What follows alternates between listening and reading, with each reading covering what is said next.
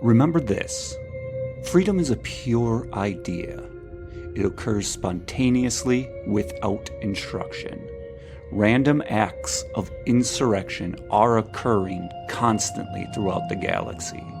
There are whole armies, battalions, that have no idea they've already enlisted in the cause.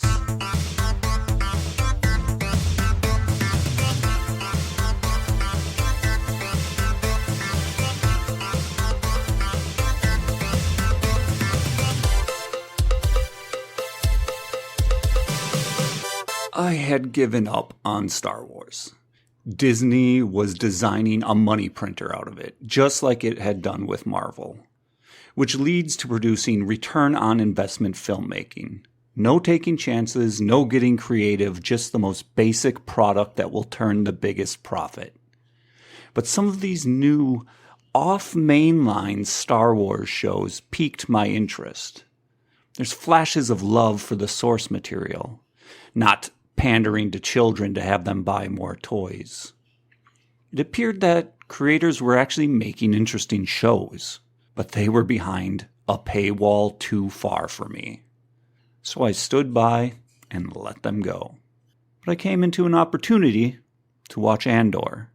Quick summary that gives nothing away: it's a story of a character in the universe. But that is not what's worth talking about.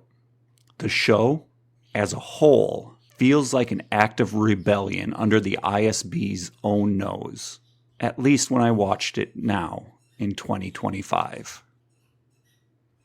Act 1. That's what a reckoning sounds like. Season 1 of Andor pushes back on the nonsense that your whole life doesn't matter. I mean, hey, we've all felt that way at one point or another, and the world around us doesn't make it any better as trickle-down economics is touted and corporations keeping wages down and profits soaring. But the thought that you don't matter is a lie. None of the rebels in Andor, knowingly a rebel or not, died in this series without having a wider impact. In some cases, some for the sake of drama, the viewer got to witness it. But a lot also happens away from the visual storyline, and the viewer is only given a quick glimpse, or even a mention in a backstory.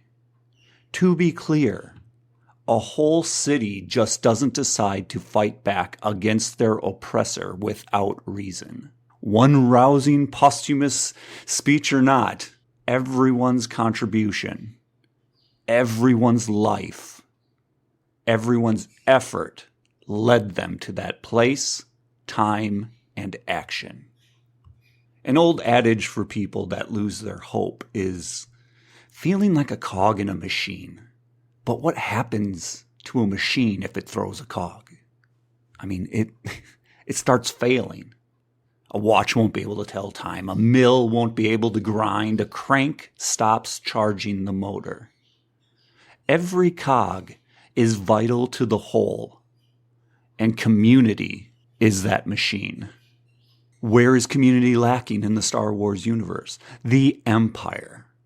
There is no time for trust or community with the Empire. People are separated out as much as possible, like an abusive relationship, made to feel isolated through media, income class, or just classic fear-mongering.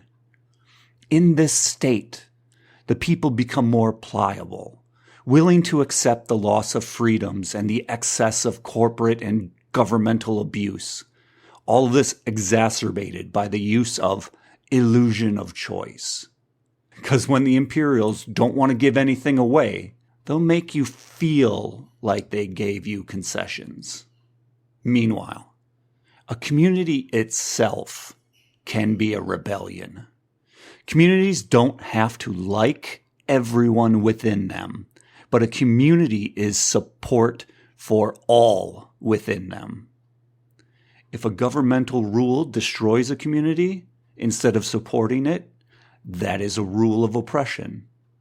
If media causes distrust of each other in a community instead of healing divides, that media is supporting oppression.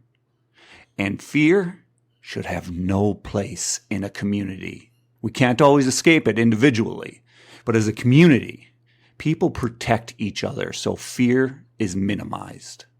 Good and strong community is the first step to pushing back against oppressive governments and the excesses of corporatocracies. Good and strong communities create better leaders who can actually provide for their people in government. Good and strong communities are the rising tide that lifts all ships. There are no cost savings worth oppression. There are no securities made safer through oppression. Just more divide, more conflict, more mistrust and anger. Act 2. The very worst thing you can do right now is bore me. The show Andor removed the child-friendliness of the blockbuster films to unravel true nature of the human soul when it is shoved down. Simply put, it eventually shoves back. The American colonies did this when feeling oppressed by the British. And just like in reality, those who shove back are labeled criminals and terrorists. And while some do very much become terrorists, they use the tool of their enemy back against them. But most are just striking out in defense of their life. The Empire loves order, discipline, obedience.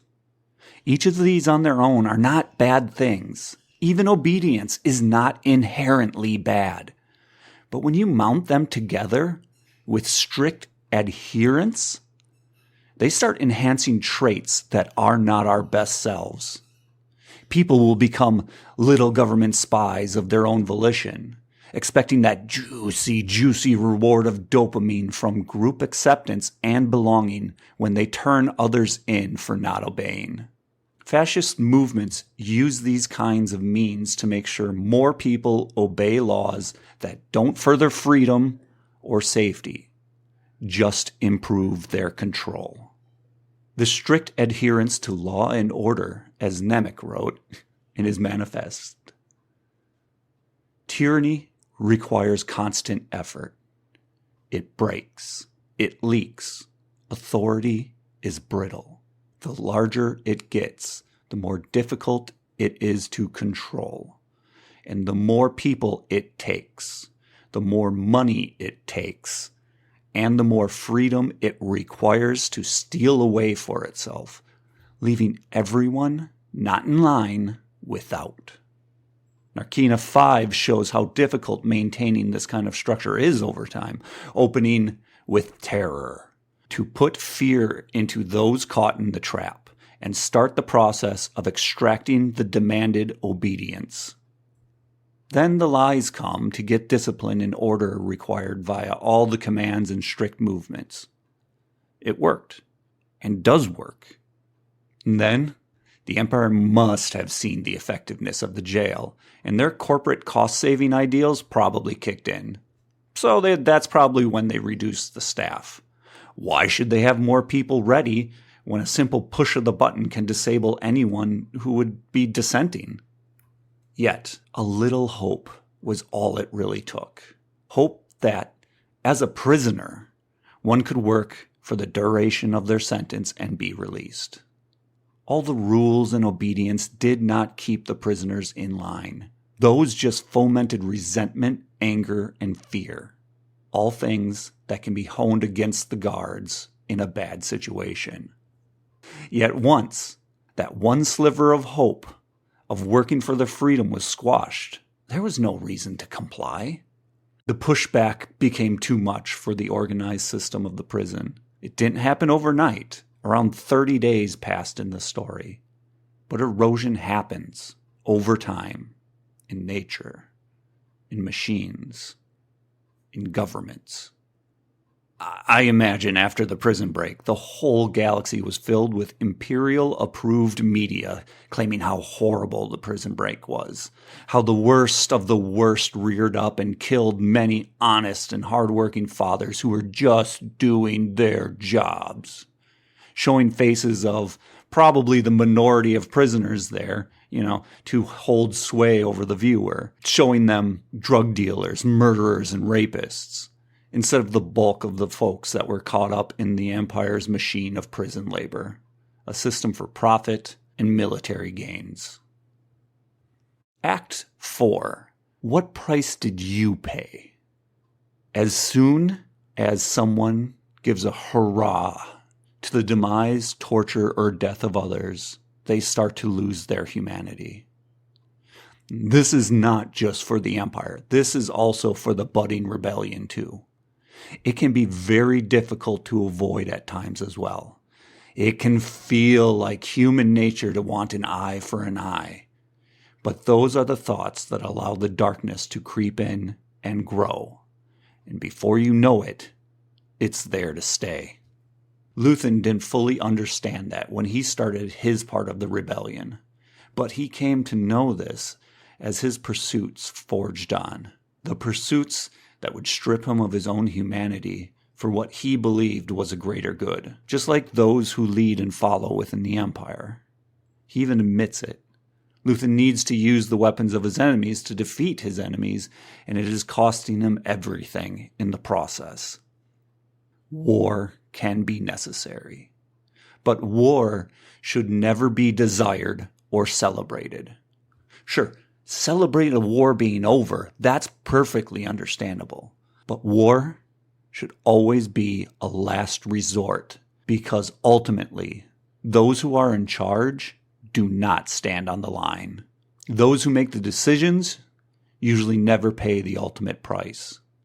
They line up the cheap labor that can be easily replaced to do the dying for them. And for that, they lose humanity for what is determined to be a greater good. Or they prove how little humanity they even had to begin with.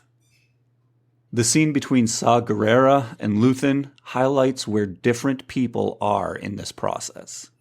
Where Saw learns that sacrifices will be made to protect a single informant within the ISB, and he is stunned. While for Luthen, it is an obvious choice that he doesn't flinch at making. This leaves Saw with thoughts of, when will I be the acceptable loss in the larger aspirations of this rebellion? In the end, to fight for something greater than yourself usually means giving of yourself. Many are not meant for that burden out of the gate, but they become more willing as they are given only one way out. And before long, there's a man in the street with a blaster in his hand and intent of action. Act 5. There's a darkness reaching like rust into everything around us. Inaction, when up against wrongs, allows the wrongs to perpetuate. Silence is violence. In our own reality, we have people passing the responsibility of stepping in to stop oppression by creating video of events instead of taking action themselves. Doing this to preserve themselves from potential harm, detainment, or from becoming a victim themselves. Meanwhile, the people right in front of them are suffering, or dying, or disappearing. Those videos end up on TV or the internet, but lives are still lost. Children still have their parents stolen. Due process is still denied. The video is important, but more immediate action is necessary to stem the tide of fascism. Be the community that protects each other. Lock arms and deny an open avenue for that fascism. The people of Ferrix did not feel powerful until they stepped in to stop that oppression.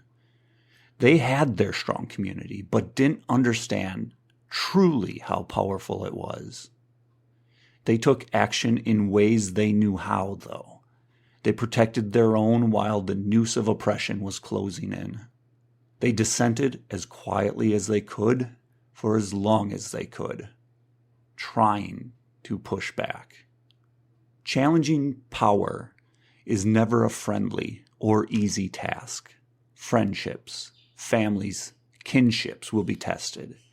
And those people of a small salvage town were not ready to take up their fight for freedom loudly until they saw how much of their own lives had been whittled away.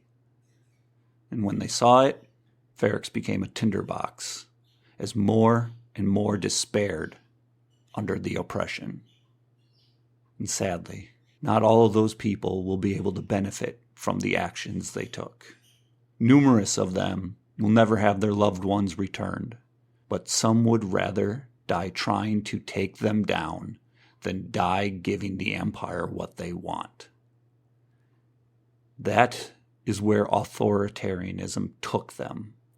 They didn't ask for it. It was thrusted upon them.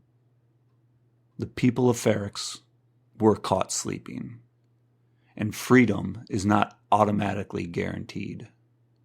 Freedom must be protected and cultivated for everyone, not just the few, or someone, some group, some entity will find a way to take it for their own gains.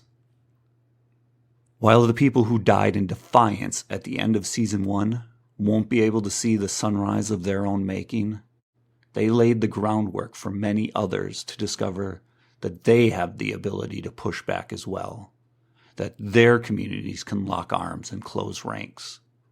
The Imperials can't be everywhere at once. You cannot rule the unruly. There is not a cog that is unneeded. There are no small roles. Freedom requires action, inclusion, cooperation, and community. The Empire doesn't like it when those ideals are combined, because it works against their ideals. Andor Season 1 landed in 2022, but it hits hard today, 3 years later. I just hope it's truly fiction for us, and not a safe way to practice and prepare. 5 out of 5 would watch again, would recommend for even people that don't like Star Wars. Government oppression, corporate excess, terror, xenophobia, loss of freedoms. The Empire is a disease that thrives in darkness. It is never more alive than when we're asleep. It's easy for the dead to tell you to fight.